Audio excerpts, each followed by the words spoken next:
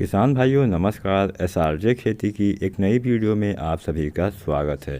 किसान भाइयों आज की वीडियो में हम जानने वाले हैं जब धान में बालियां निकल जाती हैं तो उसके बाद हमें क्या करना चाहिए, हम क्या करें ताकि उस अवस्था में हमारी पैदावार में कोई कमी ना आए।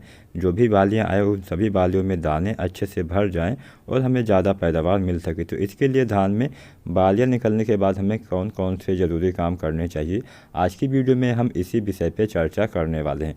आज हम आपको धान के खेत में किए जाने वाले महत्वपूर्ण कार्यों के बारे में आपको बताने वाले हैं, तो पूरा वीडियो देखिएगा। और चैनल पे नए हैं तो एसआरजे खेती चैनल को सब्सक्राइब भी कर लीजिएगा। किसान भाइयों आपने पिछले साल अपने वहाँ पे कौन सी धान की वैरायटी लगाई हुई थी, अगर आप हमें ये नीचे कमेंट करके बताते हैं तो काफ़ी अच्छा रहेगा, हमें आगे वीडियो बनाने में मदद भी मिलेगी। और मैं सोच रहा हूँ कि मैं जब धान की कटाई हो जाएगी उसके बाद में किस्मों के वाइज मतलब किस्मों के हिसाब से कितना उत्पादन कौन सी किस्म को मिला इसके ऊपर भी वीडियो बनाऊं। तो उसके लिए आप सभी का सुझाव बहुत मायने रखता है, तो प्लीज़ आप हमें नीचे अपना सुझाव ज़रूर दीजिएगा, अपना जवाब ज़रूर दीजिएगा कि आपने पिछले साल कौन सी धान की किस्म लगाई हुई थी और उसका जो उपज है वो कितना गया था और आप किस राज्य से हैं। आप हमें तीनों जानकारी नीचे कमेंट के माध्यम से देंगे तो हमें आगे जो मैं वीडियो बनाने वाला हूँ उसमें काफ़ी हेल्प मिल सकेगी। तो चलिए बिना देरी के आज की हम इस यूजफुल वीडियो को स्टार्ट करते हैं। किसान भाइयों जब धान में बालियां निकल जाती हैं उसके बाद से जब तक दाने का भराव सही ढंग से नहीं हो पाता है तब तक हमारे धान की फसल में बहुत सारी बीमारियां, बहुत सारे कीट, बहुत सारे रस चूसक कीट जो हमारे धान के जो मिल्किंग वाली स्टेज होती है उस अवस्था में लगते हैं। उस समय इनका प्रकोप काफ़ी ज़्यादा होता है, बहुत सारे हमारे फंगस जनित रोग भी लग जाते हैं जिससे हमारे सीधे सीधे उत्पादन पे प्रभाव पड़ता है।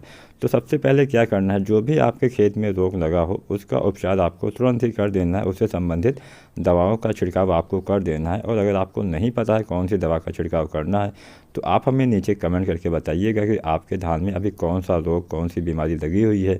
मैं उसकी पूरी जानकारी आपको दे दूंगा कि आपको क्या करना चाहिए।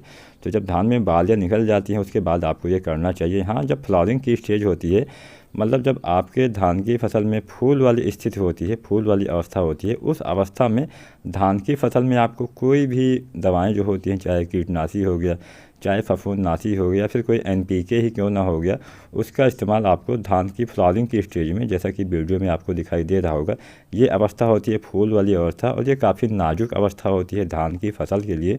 तो इस अवस्था में हमें ये गलती बिल्कुल भी नहीं करनी है। अगर हम इस अवस्था में थोड़ा सा भी चूक जाएंगे तो उसका सीधा असर हमारे उत्पादन पे पड़ जाएगा। तो फ्लावरिंग की स्टेज में ये गलती आपको नहीं करनी है। जब फ्लावरिंग की स्थिति ख़त्म हो जाती है उसके बाद में आप संबंधित दवाओं का इस्तेमाल कर सकते हैं, जो भी बीमारी, जो भी रोग या फिर जो भी फंगस जनित रोग आपके वहाँ पे लगा हुआ हो। तो सबसे पहले आपको यही करना है। दूसरा आपको क्या करना है, धान के खेत में नमी आपको बना के रखनी है। अभी हमारे बहुत सारे किसान भाई ऐसे होंगे जहाँ पे धान में फूल वाली अवस्था होगी, बहुत सारे किसान भाई ऐसे होंगे जहाँ पे अभी भी धान में बालियाँ निकल रही होंगी और कुछ किसान भाइयों की जो बालियाँ हैं वो पकने की ओर चली गई हैं।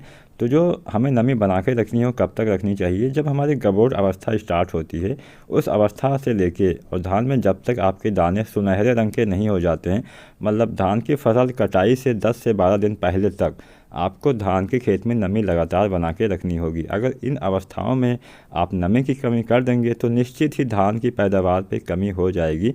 आपके जो दाने हैं उनका भराव सही ढंग से नहीं हो पाएगा और जब दाने ही सही से भर नहीं पाएंगे तो उत्पादन पे तो सीधा असर पड़ने वाला ही है। तो इसलिए आपको धान में इस अवस्था में नमी की कमी बिल्कुल भी नहीं होने देनी चाहिए।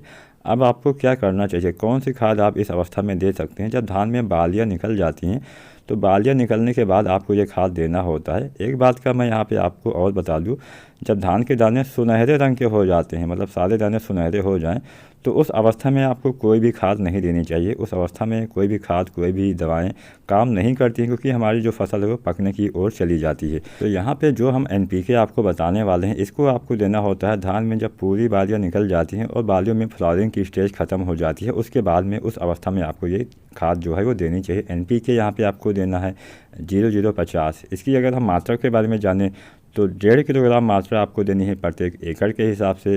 अब कई बार आप बहुत ज़्यादा मात्रा में खाद दे देते हैं जिससे एक असर ये होता है कि जो दाने हैं उस पर धब्बे पड़ जाते हैं जिससे हमारा बिक्री पे भी असर पड़ता है। तो आपको बिल्कुल भी ऐसा नहीं करना है और ना ही बहुत ज़्यादा कॉम्बिनेशन आपको डालना है। अगर आपके यहाँ फंगस जनित कोई रोग है तो फंगिसाइड आप मिला सकते हैं। अगर आपके यहाँ कोई कीटों या बीमारियों का अटैक हो गया है तो कीटनाशक भी इसमें मिला सकते हैं। लेकिन कोई भी आपको इसमें मतलब दोनों चीज़ें एक साथ नहीं मिलानी है, कीटनाशी और फफूंदनाशी इन दोनों का एक साथ इस्तेमाल एनपीके के साथ आपको नहीं करना चाहिए, नहीं तो दोनों का असर कम हो जाता है, यानी ख़त्म ही हो जाता है।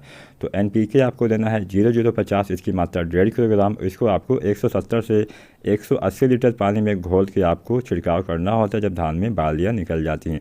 तो अगर आप इन सभी बातों का ध्यान रखते हैं तो निश्चित ही धान में आप ज़्यादा से ज़्यादा पैदावार ले सकते हैं। अगर आज का सुझाव, आज की वीडियो आपको पसंद आई हो तो लाइक ज़रूर करना। धन्यवाद।